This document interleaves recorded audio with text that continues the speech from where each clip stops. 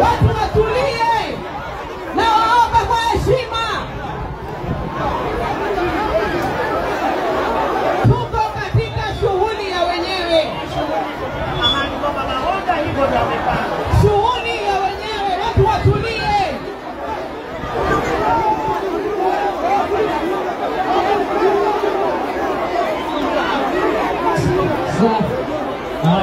Watu watulie. Kwa heshima ya familia. Watu watulie. Aidha mtulie ama tufunge. Tujitayarisha pia tuweze wale ambao mmejaa hapa all protocol